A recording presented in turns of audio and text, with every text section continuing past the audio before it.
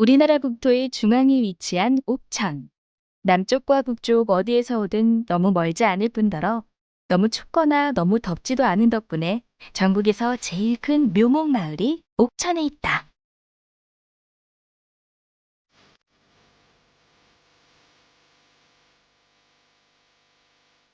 나뭇가지에 새순이 돋고 봄바람 살랑거릴 무렵이면 옥천 묘목 마을엔 1년 중 가장 바쁜 나날이 펼쳐진다.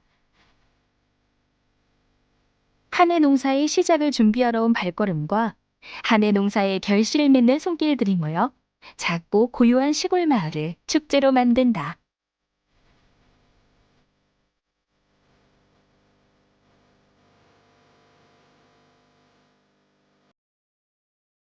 작은 묘목 한 그루는 누군가에겐 1년 농사의 씨앗이 되고 누군가에겐 1년 농사의 결실이 된다.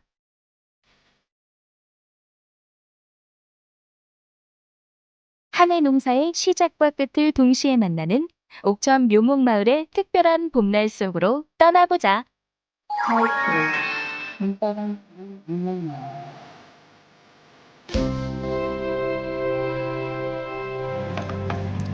묘목 농사에서 봄은 수확의 계절이다. 밭에서 사람들이 묘목을 캐고 있습니다. 언 땅이 녹고 찬바람이 어느 정도 가시면 옥천 인근 밭에선 묘목 캐기 작업이 한창이다. 지난해 접목하여 밭에 심은 나뭇가지를 그 이듬해에 굴취하는 것이다. 굴취한 묘목은 농원으로 옮겨져 소비자와의 새로운 만남을 기다린다. 묘목이라는 거는 또 씨를 파종해서 기본적인 그 재배 과정이 거치는 게 1년입니다. 1년을 거치고 다시 과정에 거친 나무를 그 다음에 봄에 접을 하고 접을 한 거를 1년 그 재배 과정을 통해서 그해 가을에 당년 가을에 완성된 묘목이 생산이 되죠. 그거를 시기에 맞춰 보통 11월 초순에 작업을 해서 그게 이제 완성품이 된 그 묘목이 저희들 그 현재 농장이나 매장으로 굴치를 해갖고서 운반하고 거기에 그 가식을 하고 그런 과정을 통해서 그 최종적으로 그 묘목을 소비자들이 살 수 있는 그런 과정이라고 보시면 됩니다. 굴취한 묘목은 최대한 빨리 농원으로 옮겨야 한다.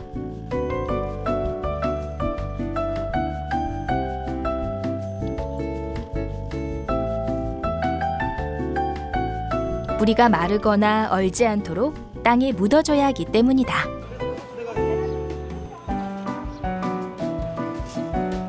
한 해 농사의 결실을 헛되이 하지 않기 위해서도 뿌리가 상하지 않게 묘목을 심는 과정, 가식이 중요한 이유다.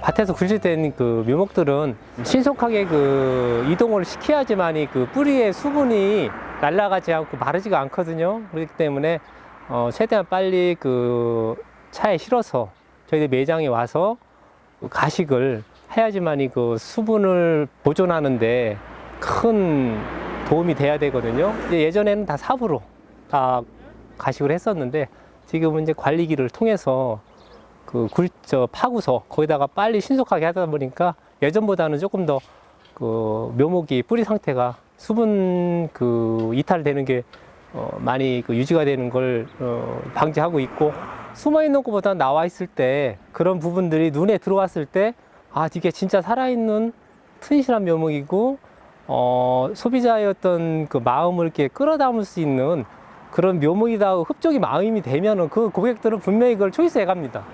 그게 우리 그 농원들 그 대표자들이 그런 거를 소홀히 하는 부분들을 놓치지 않고 하기 위해서 최대한 가식 같은 거나 아니면 진열 같은 걸 통해서 목적은 고객들의 마음을 빨리 사로잡아서 이 품목을 누구 말대로 좋은 묘목을 좋은 단가를 받고 판매를 하는데 그 목적이 있는 거죠.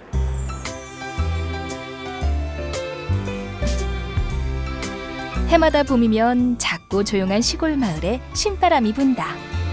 올해 농사도 잘 되길 바라는 마음으로 묘목을 사러 온 사람들이 북적이고 그들의 선택을 받기 위해 밭에서 나온 묘목들이 농원을 가득 메운다.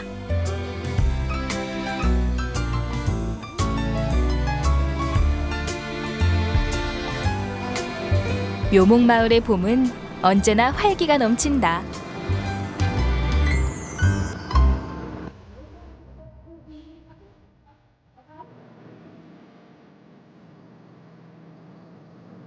웰빙 바람을 타고 블루베리가 인기를 끌던 초창기, 일찍이 블루베리 묘목을 도입해 성공을 거둔 농원이 있다.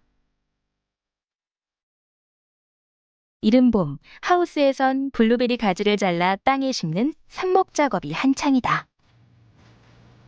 커다란 보일러가 눈에 띈다. 연료로 장작을 쓰는 게 독특하다. 이 보일러는 난방 비용을 절약하기 위해서 제가 고안해낸 보일러인데요. 우리 온돌방이나 보일러 깔려있는 일반 집 설계에서 아이디어를 얻어가지고 밑에 엑셀관을 집어넣어서 물을 데펴가지고 보온을 해주는 방식으로 제작을 했습니다. 이 워낙 공간이 넓기 때문에 여기를 기름으로 다 떼면은 비용이 너무 많이 들어가요. 그래서 주변에서 쉽게 구할 수 있는 참나무나 파레트나 이런 나무들을 이용해서 난방을 할 수 있는 방법을 제가 고안을 해냈어요. 그래서 전국에 아마 저희 집밖에 없을 겁니다. 이 밑으로 물관이 길게 30m 정도 왕복해서 깔려 있어요. 그래서 밤중에도 따뜻한 물이 이 안으로 지나다니기 때문에 겨울철 난방에는 아주 좋은 방법이었던 것 같습니다. 이곳에선 나무 보일러 덕분에 연료비 절약은 물론 아라비카, 롭스타 등 열대성 품종의 재배도 가능하다. 10여 년 전 스페인에서 하던 섬유 사업을 접고 연고도 없는 이곳에서 묘목 사업에 뛰어들었다. 그럼에도 성공을 거둔 건 꼼꼼한 사전 조사와 나름의 사업 전략을 갖고 있었기 때문이었다. 10년 전에도 이원이 우리나라에서 가장 큰 묘목 단지였었어요. 그래서 교통도 좋고 사통팔달로 전라도와 경상도, 경기도까지 다 뻗을 수 있는 발전 가능성을 일단 첫 번째로 봤고요. 그 다음에 뭐 토질이나 햇빛이나 블루베리에 꼭 필요한 그 배수 관계가 보시다시피 토질이 마사토가 주를 이루기 때문에 배수가 아주 잘 돼요. 그래서 블루베리 농사에 적합했다고 생각합니다.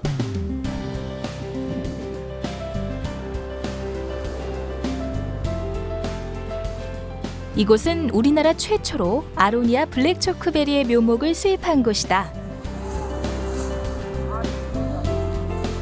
묘목업계 최초로 품질 경영 시스템을 도입하여 300평가량의 저온 저장고 시설을 갖춘 곳이기도 하다.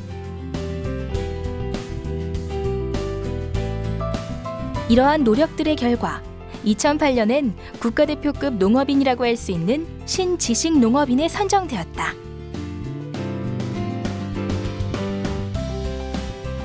신지식 농업인이라는 그 농업 분야에서 근무자에서 최고인 그 농업인들을 농림축산식품부에서 선발하는 그런 그 농민들이라고 생각하시면 될 것 같습니다. 어떤 구체적인 이유 때문에 선정됐다고 생각하세요? 그 이유는 많죠. 그러니까 이제 남들이 안 하던 거, 새로운 수종 아니면 새로운 개발 이런 걸 하기 위해서 신지식 농업인이 선정이 되는데, 저는 이 중부권에서 그 안 되는 그 석류 하우스 재배를 그 중부권에서 최초로 이렇게 하게 됨으로써 신지식 농업인이 선정이 됐었습니다.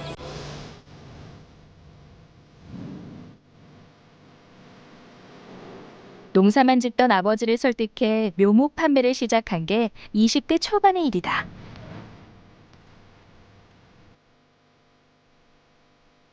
(1990년대) 남들이 아직 시도하지 않았던 온라인 주문 판매는 뜻밖의 성공을 가져다 주었다. 이후 국내외 선진 농가 방문 등을 통해 한 발 앞선 판매 시스템 도입에 박차를 가하는 중이다. 옆에 있는 게 CC 트롤리라고 하는 건데요. 이 CC 트롤리는 그 유럽이나 이런 선진국 그 농업에서 아주 중요하게 쓰이는 이런 도구라고 보시면 됩니다. 바퀴가 달려 있어서 노인분들이나 젊은 사람들이나 이렇게 활용을 할 수 있고요. 최고 중요한 건 진열장 및 그 조그만 공간에서 많은 운반을 할 수가 있습니다. 그래서 이제 보통 5명이 할 일을 혼자 할 수 있는 이런 도구라고 보시면 됩니다.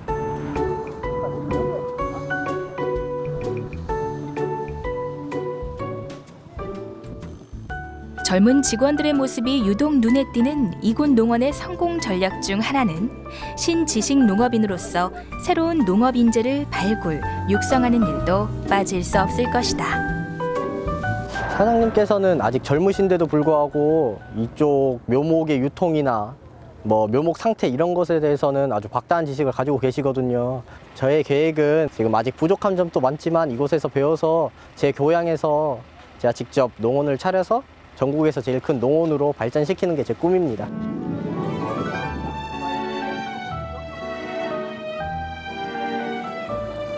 가까운 미래엔 백화점에서 옷을 사듯 묘목 쇼핑이 익숙한 풍경이 될지도 모른다.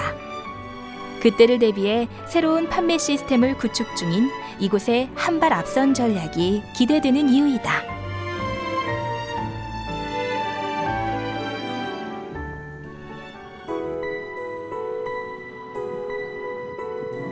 옥천에 묘목 농원이 하나둘 생기던 초창기, 아버님 때부터 근 50년 가까이 농원을 경영해온 곳이 있다.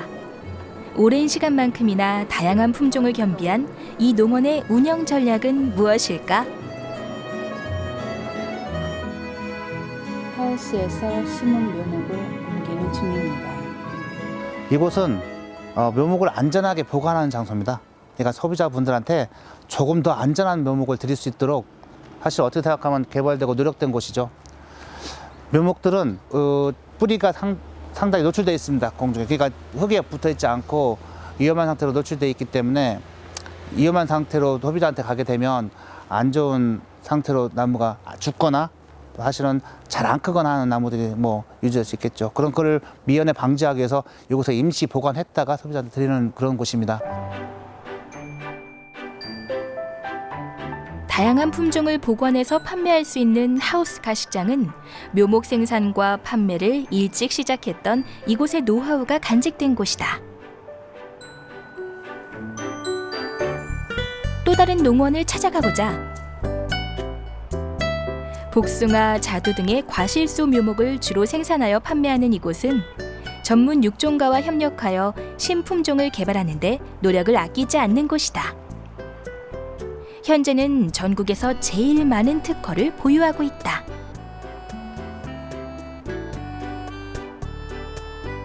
지금 농원에서 자두하고 복숭아만 전문적으로 운영을 하는데요. 보통 복숭아가 지금 현재 등록이 돼 있는 품종이 7가지가 있고요. 그리고 이제 현재 출원 중인 게 7가지고, 그리고 예비 출원이라고 해가지고 출원하기 전에 육종가 협회에서 이제 그 1년 전에 준비하는 게 있는데 그게 한 10가지 정도가 됩니다. 그래서 이번까지 예비 출원까지 하면은 20여 가지 이상이 되고요. 뭐 그 후에도 자두도 일부 있고 살구도 하고 있고요. 포도도 지금 준비 중입니다. 굴치해온 묘목들이 보입니다. 농원에서 개발한 신품종이 특허를 받기 위해선 갖춰야 할 3가지 조건이 있다. 신규성, 구별성, 안전성. 오늘은 가지의 길이를 살피러 육종가 협회에서 나왔다. 민간이 신품종을 개발해서 국가의 그 종자산업법에 의한 품종보호를 받기 위해서 품종보호 출원을 하도록 되어 있습니다. 품종보호 출원을 하려면은 그 신품종의 그 생육 시기별로다가 조사를 하고 또 분석을 해서 신청서를 작성해서 국립종자원에 품종보호 출원을 하는데 그 일을 저희 협회에서 지원해주고 있습니다.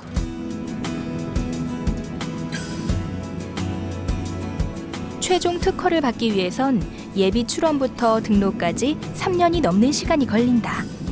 짧지 않은 시간을 기다리며 신품종 개발에 노력을 기울이는 데는 나름의 이유가 있다.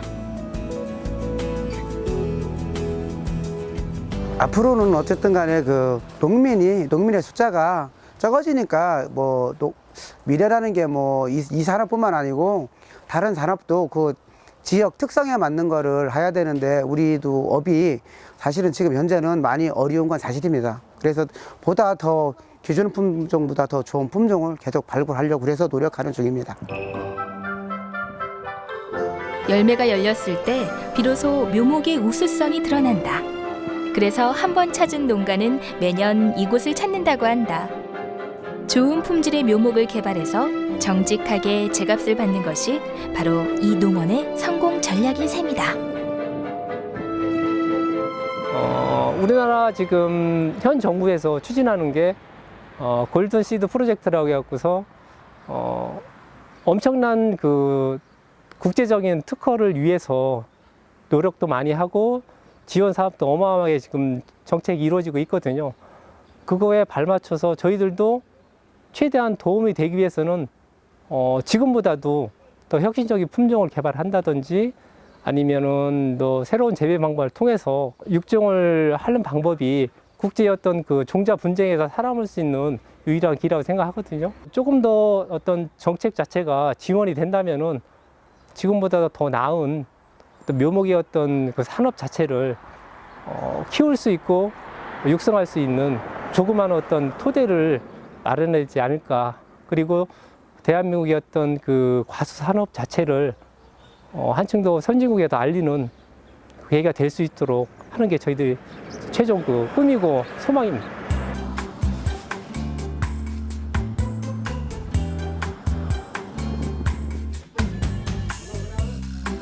매년 봄, 이곳에선 이색적인 풍경을 만난다. 한 해 매출을 좌우하는 봄 시즌엔 대여섯 명의 전화 상담원이 상주하고 있는 모습이다. 농원에 직접 들르기보다 온라인으로 주문하는 일이 늘고 있는 추세에 상담원의 역할은 어느 때보다 중요하다.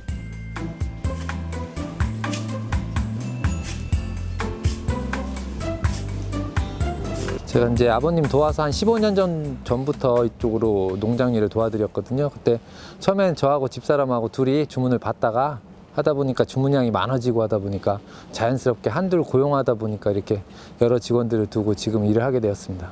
그리고 뭐 물건을 주문하면 직원들이 많으면 바로 처리를 할 수 있습니다. 그래서 지금 주문을 오전까지만 하시면은 한 2시 정도까지만 하면 내일까지면 바로 들어갈 수 있게끔 해드립니다. 그래서 결국 지금 같은 시즌은 아직 나무가 증산작용이 활발하진 않아서 하루 이틀 2, 3일 가도 큰 문제는 없지만 저희들 최대한 빠르게 보내드리려고 노력을 많이 하고 있습니다. 결국엔 이제 아버님 밑에서 지금도 다 진행하고 있고요. 그래서 보면 저 아버님 밑에서 배워 나가다가 결국엔 아버님하고 이제 판매 스타일이라든가 뭐 생산하는 방법 이런 것들이 다들 다르기 때문에 어쨌든 많이 부딪혔겠죠. 근데 저희 아버님 같은 경우에는 초반에 어느 정도만 알려주시고서는 바로 밀어주셨어요. 여러 가지 경영권에 대해서. 그래서 아마 다른 농장들보다 저희는 좀 쉽게 많이 컸었던 것 같아요. 그래서 아버님이 끝까지 잡고 있었더라면 지금같이 이렇게 빠른 변화를 갖지는 못했을 것 같아요. 농원 텔레마케터들이 일을 하고 있습니다. 매출 증가와 수익 창출이라는 묘목 산업의 성공은 온라인 쇼핑과 통신 판매의 역할이 컸던 것은 분명하다. 이제 옥천의 묘목 시장은 전국 거래량의 70%를 차지한다. 명실공히 전국 최대 규모의 시장이다. 옥천 묘목마을의 농원들은 저마다의 노하우를 살려 성공을 거두고 있다. 그런데 이들의 성공 뒤에는 그들의 든든한 후원자였던 1세대의 역할과 노력이 함께 자리했다.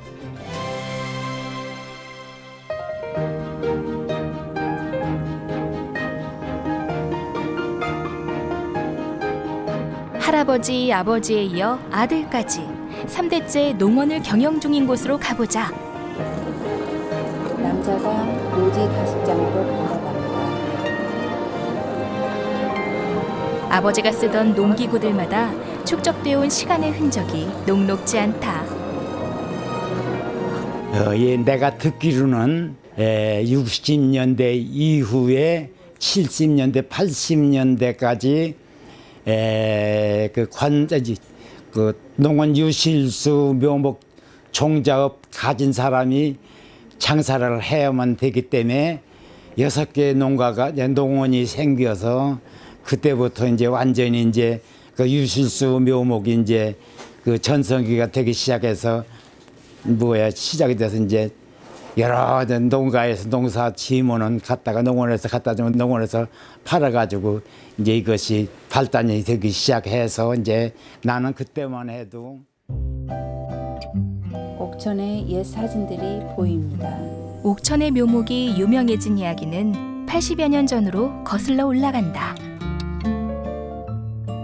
일찍이 과수 농사가 발달했던 이곳에서 최초로 묘목을 생산했고 감나무 접목을 성공하면서 접목 기술이 제일 먼저 발달하게 됐다.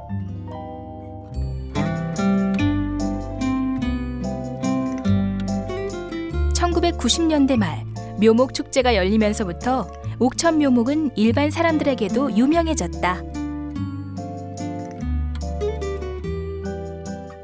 일단 옥천은 국토의 중앙에 있어서 교통이 좋기 때문에 배달을 한다든지 아니면 묘목을 가져가는데 단시간에 부산이나 강원도로 운반을 할 수 있기 때문에 바로 묘목을 심고 거기에서 재배를 한다고 하면은 활착률이나 고사율이 적은 것이 옥천 묘목의 특징이라고 할 수 있겠습니다.